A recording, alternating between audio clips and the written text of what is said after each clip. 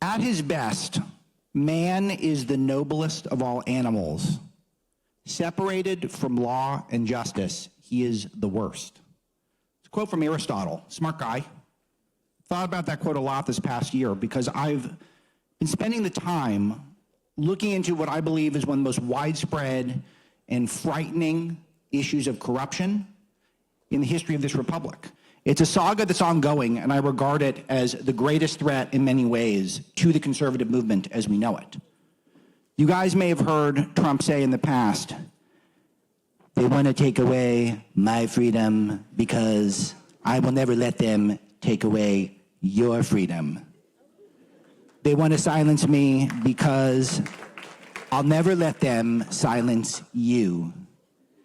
In the end, they're not after me, they're after you, and I just happen to be standing in their way. It's a good quote, right? And it's accurate. The statement's fundamentally true. Trump is hardly their only target, he's merely the most powerful. And if America is going to endure, we must acknowledge that Trump's words aren't merely political rhetoric, but a solemn warning.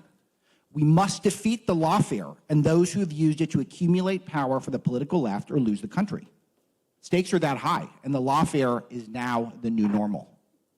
Now is the time to understand what's happening and to prepare ourselves for the legal battles that are yet to come. But first, I want to talk about how we got here. It was nice enough of YAF to invite me today, of all days, because today is the day that my third book is released. It's called Breaking the Law. And the book is my first two books, Breaking the News and Breaking Biden. Also, YAF was great to promote and give me a chance to speak at various events about them and about my investigations and my investigative research.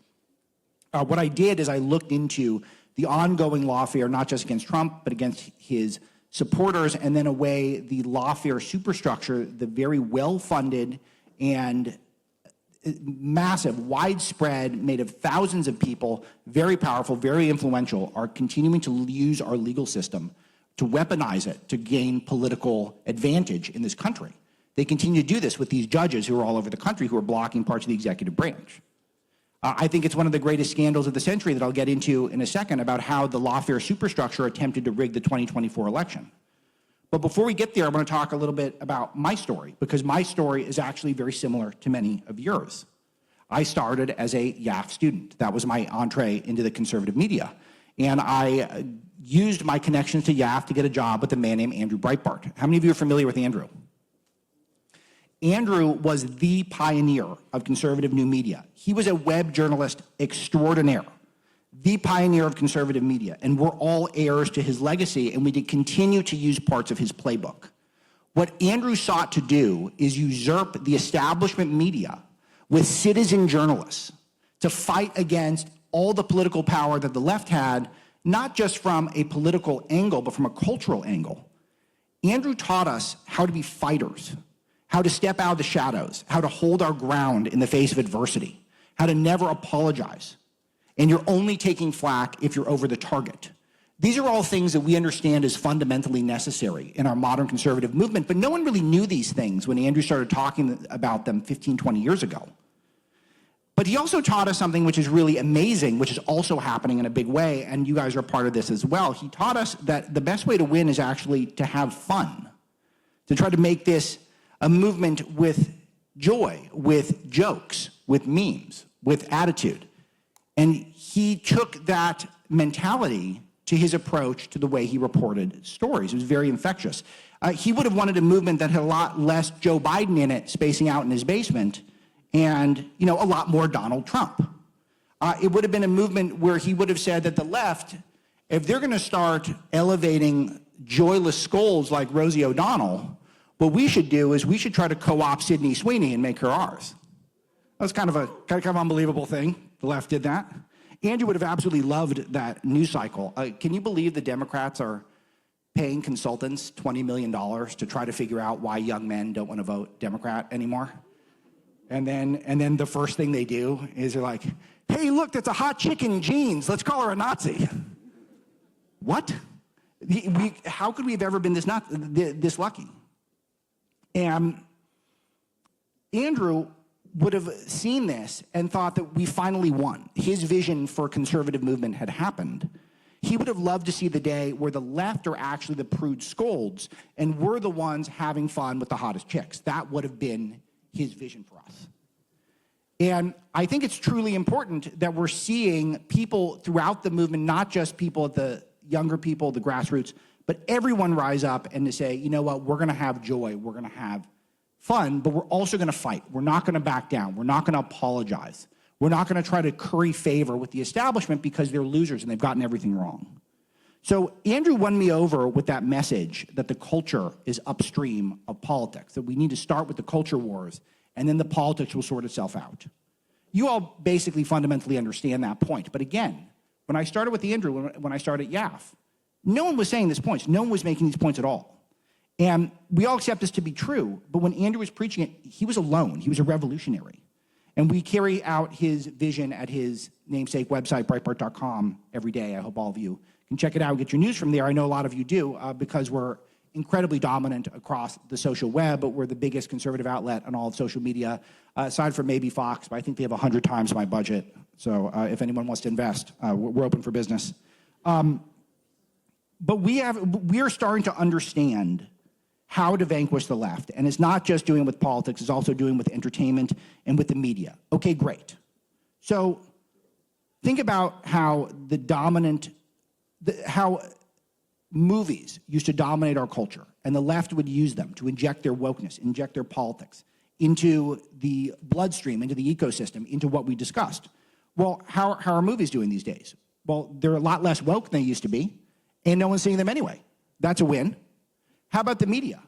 Jeff Bezos himself, founder of Amazon, owns the Washington Post, wrote in 2024 in an op-ed that his own paper lacks credibility. He noted in his piece, the same piece, that the journalism profession is the least trusted profession. That's a major win for the conservative movement. We spent a lot of decades trying to prove that fact, and now people believe it. At the same time, a lot of people gathering their news online. We've got a huge advantage there because if you think about it, can the left meme? Left can't meme. They're not funny. They have no joy. All they have is anger. All they have is animosity. So we're beating them in that front as well. So the establishment media is a disgrace. We know that. We want it discredited. I wrote a book about that called Breaking the News. But that's not the end of the battle. And Andrew is not here today to be with us and to see what we're going through now. But the reality that he envisioned is becoming true, but the left is not lazy. They're smart.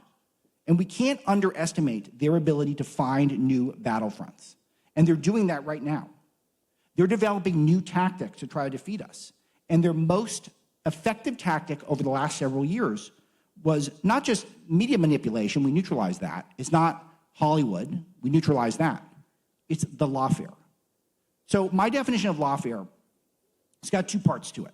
The use of the legal system against political and cultural adversaries and the weaponization of the legal system for partisan political purposes. So basically destroy people or get concepts out there that you want culturally. And it's traditionally come from the left. I'll give you a brief history of it. It really started from my research back to Franklin Delano Roosevelt. He wanted to add justices to the Supreme Court so that he would essentially be in control of two executive branches that could do different parts of his agenda. That was his goal. He wanted generational control over the judiciary. And it was that complex that I think really started to reset the way we think of the law in this country. He wanted a system of living law. So that's the opposite when you guys hear about originalism. He wanted a concept that the law is progressive and reinterpreting its meaning in the left's political image, in the left's political agenda. You could reinterpret the law in that way. That gave rise to Earl Warren, who was the Chief Justice of the Supreme Court in the mid-50s through the late 60s, widely regarded as the most liberal court in history.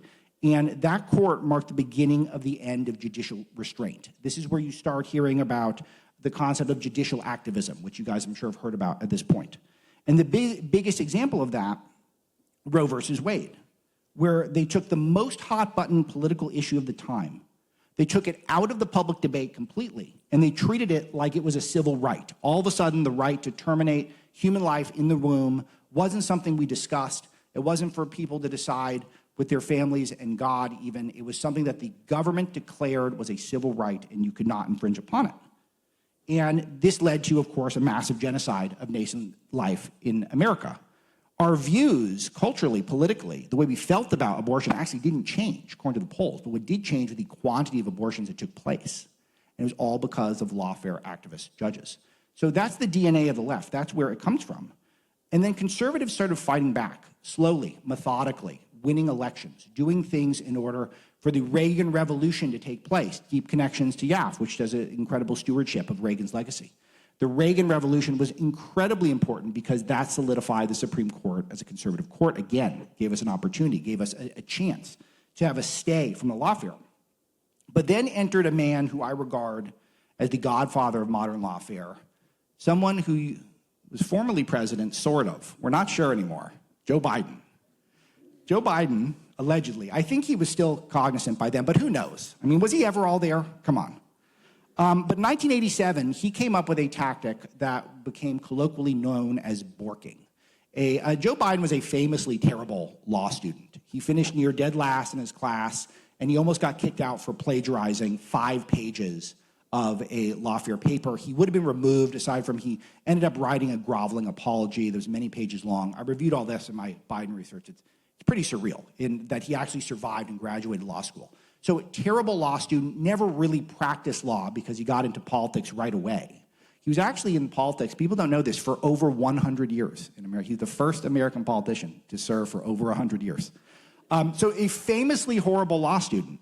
And this giant Robert Bork comes in, he's nominated to the Supreme Court, and Biden shuts it down.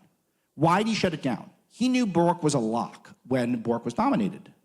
But what ended up happening is the left-wing movement, their activists got to Biden and said, you got to stop this. You got to shut this guy down. He's too good. He's too conservative. We got to shut him down. It worked. That was the borking. And all of a sudden now lawfare is back on track for the left. They try it again with what Clarence Thomas referred to as the high-tech lynching.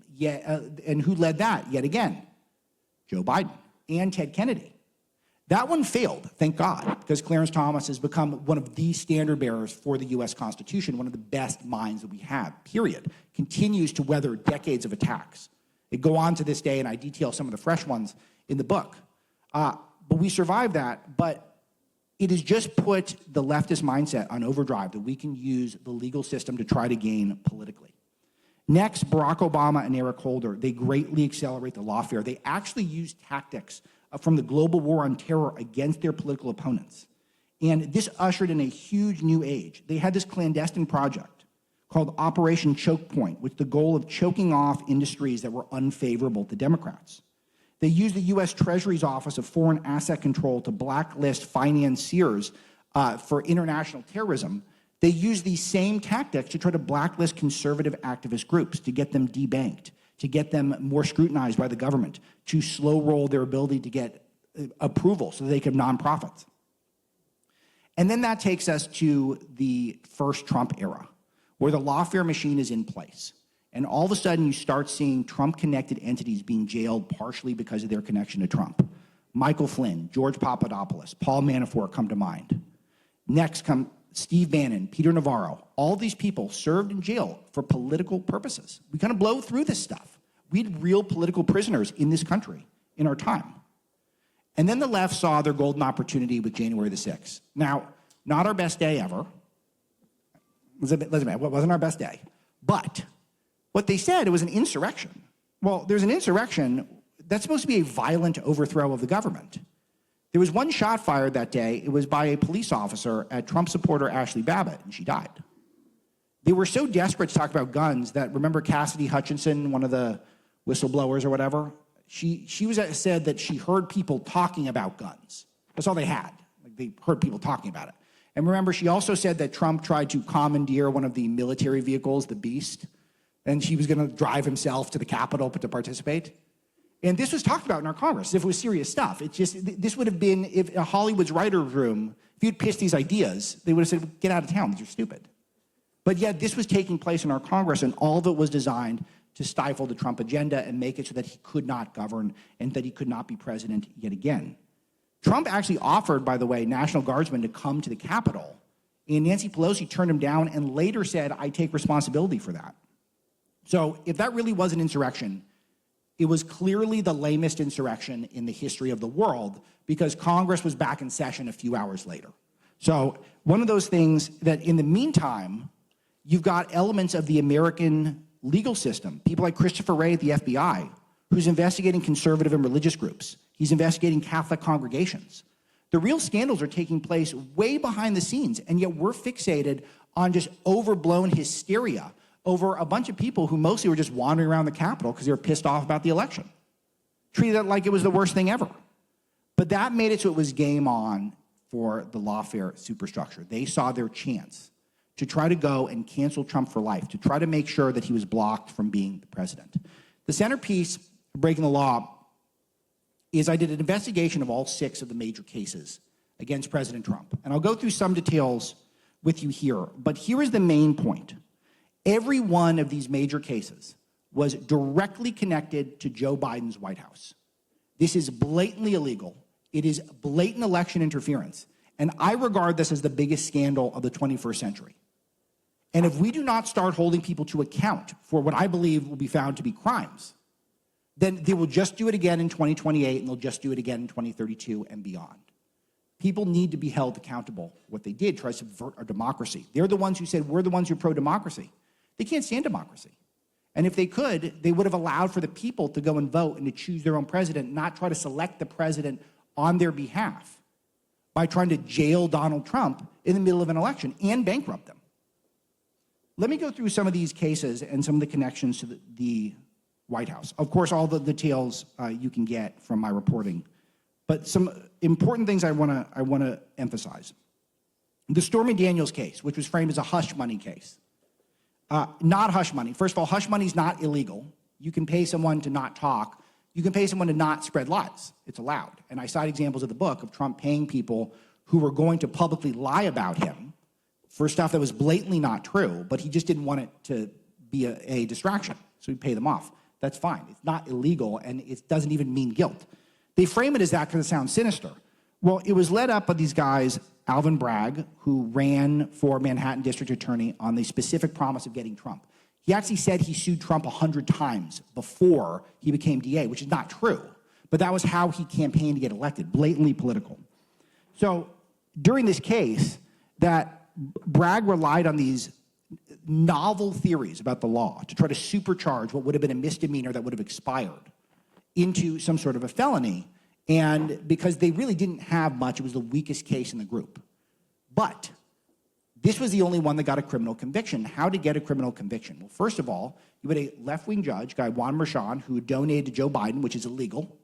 And his daughter was one of the biggest bundlers of all for the Democrat Party. She'd raised something like $100 million for Democrats.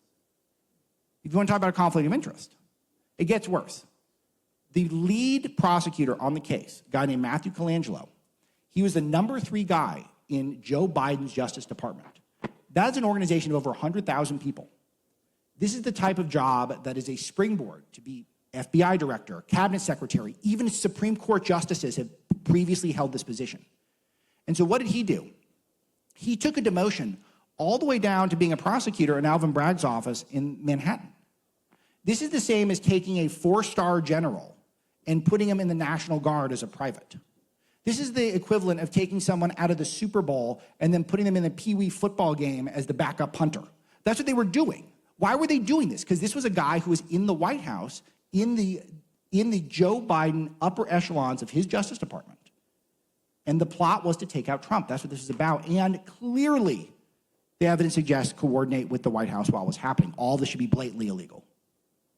The next one, the Fani Willis case. You guys remember Fani Willis in Georgia, who tried to accuse Trump of running some sort of broad criminal conspiracy to rig the election?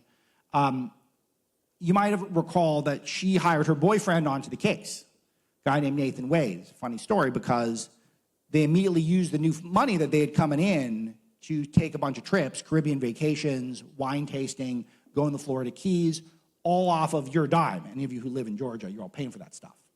So, but there's something really interesting about Nathan Wade, is that Nathan Wade was a family lawyer. He did divorces. He did prenuptial agreements. This was a RICO case. This was trying to bust the mob. Why was Nathan Wade in a RICO case? No reason for this, ever. It's completely absurd that this would happen. Nathan Wade gets 2 8-hour meetings at the White House during the middle of the case. What would a family lawyer, a guy who does divorces, what would he be doing at the White House? This guy was a nobody. There's no reason, there's no other explanation than to talk about how we're going to get Donald Trump, how we're going to try to rig the election, try to jail Trump. That was the goal. There are 2 Jack Smith cases. Jack Smith, you might recall, now under investigation, which is great news. Jack Smith, his entire appointment was unconstitutional. It's a complicated story, and the Trump legal team was genius for figuring this out. But it's a violation of the appointments clause. Basically, the way he was appointed was illegal from the start. He was basically completely unmoored from any sort of accountability whatsoever. He answered to no one. You don't know the background on Jack Smith. Jack Smith is the type of guy where America is not good enough for him. When Trump won the first time, he left the country. He's actually one of the guys who left when he said, "Wait, we're going to leave if Trump wins," and everyone's lying aside from Rosie. Jack Smith is one of the guys he left. He went to the International Criminal Court at The Hague, and he was trying to prosecute war crimes while he was there. And then he gets summoned back. He actually couldn't start the case right away from America because he got hit by, he was riding his bicycle to work in the Netherlands, and he got hit by a scooter. So we actually had to start, which I just find very poetic, that the guy who's supposed to bust Trump couldn't start the case because he got hit by a scooter while on his bicycle. I think that's very fitting to get the greatest alpha male of all time, the scooter bike injury guy. Appointed by Merrick Garland. So Merrick Garland seems like a nice guy, not free from blame any of this stuff. In 18 months, Jack Smith could harass Trump, leak to the media, try to do everything he could politically to undermine Donald Trump and to make sure that he could not be elected. All of this found out to be unconstitutional, all of it illegitimate. Maybe the most fun but also disturbing case that I go through is the E. Jean Carroll case, which Trump doesn't call her E. Jean Carroll, by the way. It's really amusing when you talk to him. He just says, the woman. I don't know the woman. I don't even know who she is. I just call her the woman. And it's great because she's not worthy of him even speaking her name. She was a writer for Saturday Night Live and a columnist. And Trump said she had a book because it was called, like, Not His Type, because Trump had a line that she's not Trump's type. I got news for you. She is absolutely not Trump's type. I know Trump fairly well. She's not his type. But she had framed this thing that Trump had raped her, or maybe not. She couldn't decide. She went back and forth. In a Bergdorf Goodman in the, I guess it was the earlier mid-90s. She couldn't quite remember when. But I do know it was after Law and Order had released an episode with the plot of a powerful man raping someone in Bergdorf Goodman. We do know that happened after the fact. So this person, in her narrative, is someone who is constantly changing her story, sometimes even in the same interview, and is someone who's written about sex at Bergdorf Goodman in her columns in the past. And her story almost mirrors a Law and Order episode. She was asked about this, and she said she was unaware of the episode, even though she is a Law and Order fan, because that episode was in the franchise Law and Order SVU, Special Victims Unit. So she's not an SVU fan, so she wasn't actually aware of the story that almost mirrored exactly what she was telling people about Trump. So Trump would, of all the accusations against him, there's no other accusations of rape out there. And there's this one from this bizarre woman who's not his type, who is basically appears of the exact same story as the plot of a TV show. And this goes on and on and on until there's a judgment of something like $95 million, or actually 2 judgments in all, against Trump. She didn't even ask for that much money. And yet there's this judgment because it's a New York judge and New York jury. And that's what they do. When you shop and you find the right jurisdiction for a specific case, then you can get a conviction even if there is just absurd wielding of stories to get to the point where you're there. What's remarkable about this case, though, to me the most, is that it was the idea of George Conway. How many of you are familiar with George Conway? He's a never Trump TV pundit, a guy who's on MSNBC. So he's a guy who's a professional MSNBC guy. He meets her, I guess, at a party and says, oh, you should really sue Trump over this. And it's bankrolled by a guy named Reid Hoffman. Those of you who hang out online enough, you'll see Reid Hoffman's name a lot. He's one of the biggest donors to Democrats, period. So he's a guy who bankrolls all sorts of left-wing activism, and he's the one who made sure that E. Jean Carroll had the best attorneys in the game, backing her up for years on end as she sued Trump. In the meantime, he's a regular visitor to the Joe Biden White House. He's meeting with Joe Biden in Silicon Valley. I counted 5 visits to the White House just in 2022 alone during the midst of this whole saga. What do you think he's talking about while he's there? I don't know the answers to this. This is where the investigations need to begin. But we know what it looks like. We know what it looks like. We know that this all looks as though the left is coordinating to try to use the legal system to try to rig our elections and try to subvert democracy. And this is really where the warning comes in to all of you, is that the case that I try to make in Breaking the Law is that a lot of this is very daunting. I go into all the details of all of these district judges, all these people who have been stopping these various parts of Trump's agenda, the conservative movement's agenda, during the first 6 months of his administration. What do we do about these things? And I'll tell you, the biggest answer, the one that I can offer the most, is that we need to be vigilant as a movement. We need to play a long game. We need to take the approach that we took in the latter half of the last century, where the way we answered Roe versus Wade was to slowly, methodically build up our movement, to stay involved, to stay engaged, to make sure people are locked in at a civic and political level. It's really the only hope that we have. Because the left is disorganized. They have hundreds of millions of dollars. Tens of millions of people in this country, many of you included, are in a lawless area where you have a district attorney who is bought and paid for by George Soros, who funds 9 figures into campaigns to make sure that chaos agents are running our law and order in our cities. The type of people who want to see more felons back on the street. The type of people who want to make it so it is harder to prosecute. The type of people who thinks the solution to too many people in the jail is just to let them all out of the jail. These are the type of people who want to see America undermined at every turn. I've known this for my entire life. Because I grew up in a little strange little place across the country called California. Have you guys heard of it? It's a very strange place. You guys have heard of Alligator Alcatraz? Yeah, it's like the opposite of that. It's like that's what we got. We got all the good guys surrounded by the alligators, and then all the bad guys are just kind of outside laughing at us. California is a place that abandoned law and order when I was a child. It's part of why I think there's a pattern of a lot of your favorite activists probably came from California. Maybe it's Ben Shapiro, maybe it's one of the great Salem radio hosts like Larry Elder, Dennis Prager, maybe it's Stephen Miller. You guys like that guy, right? He's pretty good, right? A contemporary of mine in Los Angeles. We watched as law and order was completely abandoned and one of the most iconic parts, not just of the country, but of the world. A place where people aspired, they dreamed of going to LA and being a part of that culture, and we destroyed it. First with illegal immigration, where we broadcast a signal to the entire world that we don't care about our immigration laws. You're allowed to break them. In fact, you're encouraged to break them. And if you do break them, we're going to give you free education, we're going to give you free health care if you do.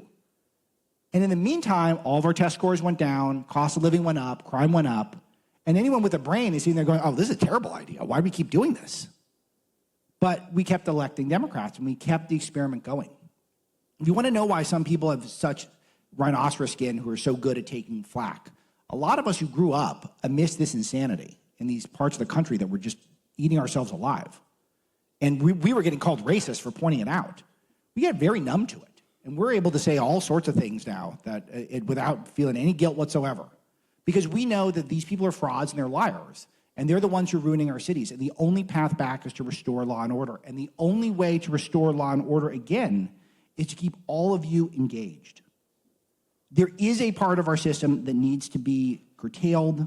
The nationwide injunctions that we talk about, judge shopping, there's lots of details in the Lawfare that are going to be a big process to fix. We're not going to just be able to magically remove the threat of Lawfare all at once. It's not going to be one of those battles.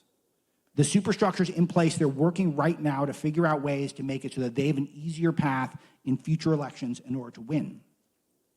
But the one thing that we can do is that we can identify that the real problem with the American judicial system right now is as simple as this, and it's a big one, but it's a simple one. There's just too many liberals on the bench.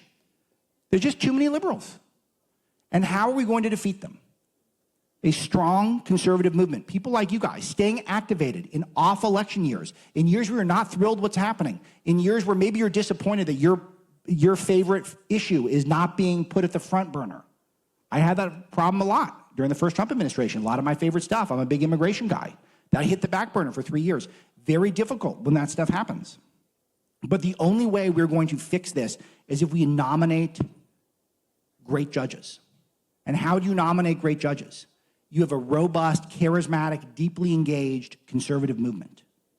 The only way to do that is to build the strongest possible movement filled with the most energetic, most fun, most talented people imaginable, the people who are informed, the people who are engaged, and people who are psyched about this country. I've got 4 children. I'm optimistic. You can't afford children unless you're optimistic. I have faith that we're not going to have a President Buttigieg in our lifetime or President Kamala Harris. I got my doubts about Harris. What do you guys think? How's she doing these days? If you just laugh at just everything, all your problems go away. I learned that. The point is here is their bench is very weak. You guys, everyone wants to talk about Zoran these days. Well, we're living through that out in California. It's already happened. We've already gone through that experiment. The socialism experiment doesn't work. But we got to be the ones that get the word out. We've got to be the ones that share with people that we've got 2 paths forward. We've got the path forward of lawfare, where there are 2 tiers of justice in this country, where the left is able to try to buy elections, to try to sow chaos in our streets, try to subvert our democracy. Or there's the path where you guys stay as engaged as humanly possible and to try to recruit to make sure there's a smart, talented crop of people in our future. That's the way to restore the American dream. I'm Alex Marlowe. Thank you for having me today. I think I have time for a couple of questions.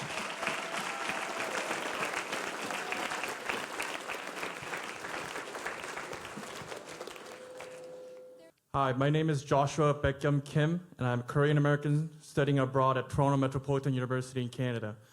As someone deeply rooted in both Korean and American values, I strongly resonate with your point about how the left is weaponizing your point about how the left is the judicial system through lawfare. I've seen firsthand just how dangerous and oppressive this tactic can be. My question is, how can we effectively fight back against this threat, and what can we do to defend ourselves from being crushed by these politically motivated attacks? Yeah, so there's a few things. The obvious one, I'll do the biggest one first, which is what I try to close with, which is that it is a long battle, and it's a battle that is only won with a vast movement. I'm not going to say, because I don't want to get Yaf in any trouble, this has anything to do with how people vote or anything like that. There's nothing to do with that, just so Yaf doesn't get in trouble with their nonprofit status. But it does come down to a broader, civically engaged public that agrees with us on stuff.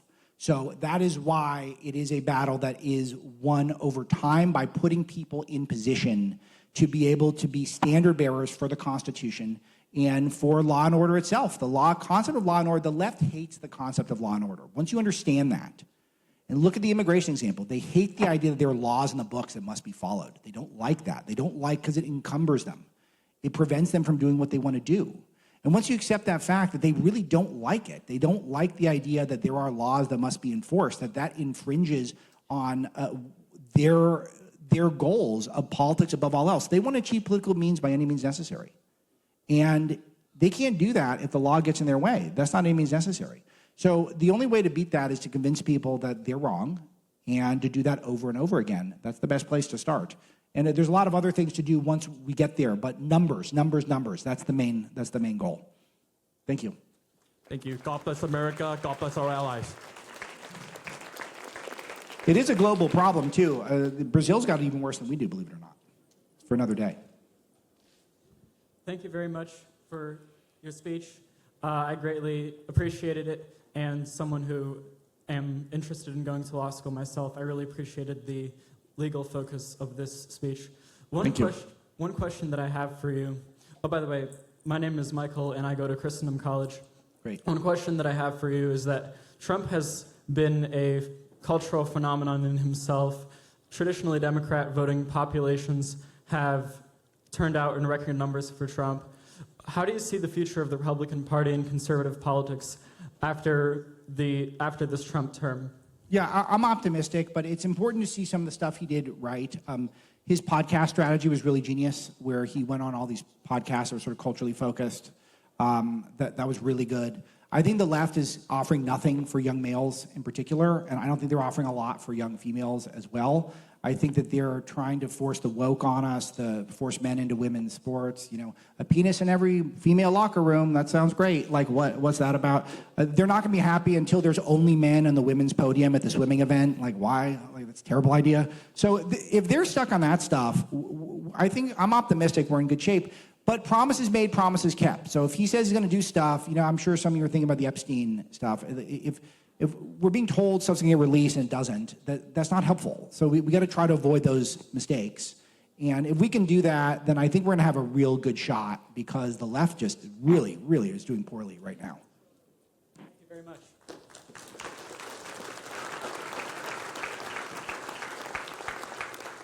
We have time for one last question.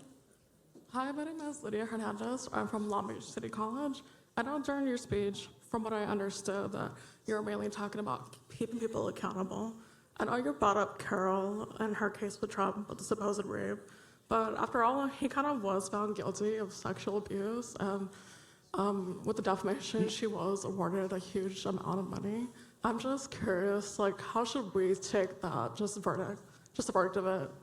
I'm just kind of Yeah, he was not found guilty of sexual abuse. He's found liable for defamation, which is different. And the defamation was he basically attacked her for what he believed is falsely accusing her of the sexual abuse. So it's a very big distinction, and I'm glad you made it, because a lot of mainstream people, George Stephanopoulos basically said the same thing, and that's why he'd apologize to Trump and pay off Trump. So, and the point that you'll see in the book, I go through it, is that these cases are largely decided once the judge and jury are impaneled. I spoke to Trump personally about this exact case, and he said that he actually admitted he didn't think his legal team handled this one that well, and he calls out some names. I named them in the book. But he said it doesn't even matter. If he had OJ's attorneys, he said to me, it wouldn't have made a difference, because once the judge and jury were there, he was done. And so that is corruption. If you cannot get a fair trial in America's major city because you're a conservative politician, that is a disaster for this country. That deeply undermines law and order. And it's a terrific question, because it allows for me to clear up some common misconceptions that a lot of people have, I think, about some of these major cases. That is a huge, huge scandal that I think we're just beginning to understand. So thank you. Thank you, everyone. This is always a blast. I love Young America's Foundation. Have a great rest of your week. And I'll be signing books outside.